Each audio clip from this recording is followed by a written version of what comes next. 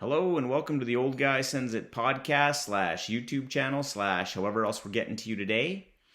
On the OGS pod, we endeavor to deconstruct and elucidate the theories, concepts, and practices in today's trades training. Today we're going to continue our series on classroom assessment techniques by looking at the technique known as Muddiest Point. We'll look at what is Muddiest Point, where does it work best, what are some of the best practices around Muddiest Point, some of the pros and cons, and how we provide feedback to our learners in this process. So, what is the Muddiest Point technique? It's really quite simple. What it involves is a focusing question that is asking the student what is, in their opinion, the muddiest point in what has just been covered, whether it's discussion, lecture, some sort of homework assignment. What we're doing with this technique is really twofold. Firstly, we're looking for feedback from the students as far as what points or issues they're having the most trouble with, but we're also encouraging the students to think about how they are learning as well. The literature on Muddiest Point tells us that it works best in lower level courses, which is a really good fit for us in trades training. It's an excellent technique to use when we have a group of learners that are a little bit shy or don't want to ask questions in class. It takes that pressure off them to be able to write it down. A couple of the drawbacks to this technique are, firstly, it can be a little demoralizing to the students if all we're focusing on is things that they are having trouble with. We can rectify this by making sure that we reinforce what they already know as well. Secondly, from the instructor standpoint, it can be a little bit disconcerting when your amazingly prepared lesson plan doesn't pan out as you had hoped. Although the feedback we receive should help us in our preparations the next time we give that lecture or assignment. A third potential negative of this technique is that, especially the first time or two that we use it, students may have trouble even identifying what the most difficult point is for them.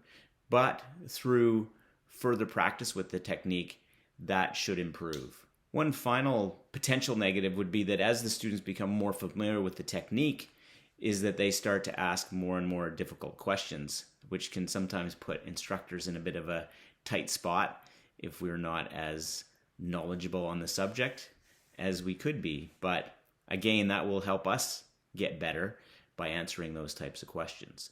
So as you've seen, all the negatives seem to have a positive spin to them as well. The first and perhaps primary positive of this technique is that it's quick, easy, and extremely simple to prepare for, which sounds like music to an instructor's ears. Secondly, it's great for students that are hesitant in class. I'm sure we're all familiar with those groups where nobody wants to ask a question. This is a great way to get those kind of conversations started. Thirdly, this is a great way to take a snapshot of where the class is at, what landed, what didn't land with how we presented the material, and be able to pick up the pieces, so to speak, from there. Another thing is that it enables us as instructors to be able to see the material through our students' eyes. You know, a lot of us have been in our subject matter for decades, and we can sometimes forget what it's like to be that new learner. A further positive for the students is that as we ask for Muddiest Point feedback on a more regular basis, they begin to expect it and begin to self-assess a little bit more as far as what they are having trouble with. So there are 6 steps in best practices for implementing the Muddiest Point technique. Firstly, we need to decide what we want feedback on. Is it a lecture? Is it a homework assignment? What is exactly that we want the feedback on? Secondly, we want to make sure that we've allowed enough time so that the students will be able to think about and respond to the Muddiest Point question. Thirdly, we want to make sure we let the students know how much time they have to write down their muddiest point. Fourthly, we'll pass out slips of paper that the students can write their muddiest point on. Then fifthly, we'll collect those slips as they leave the room. The sixth thing we want to make sure of when we're using Muddiest Point is that we respond to those muddiest points as soon as possible. So in the next lecture or the next day when we see them. Oftentimes in the trades it'll be, after lunch or something like that. But we just want to make sure we get to those while they're still fresh in the students' minds. Another thing we could add is making this technique part of a participation mark for the course. Studies have shown that by doing this, we can increase student participation in the activity itself. Most classroom assessment techniques are a way for us to assess where the students are at and provide feedback to them.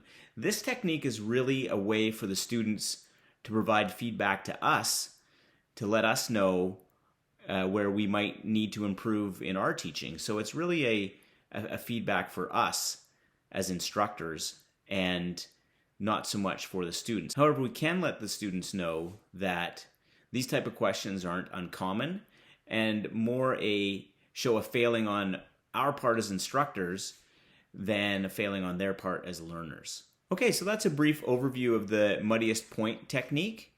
I hope you found something useful that you can use in your practice. Thanks for joining us on the Old Guy Sends It podcast, where every day is a new day.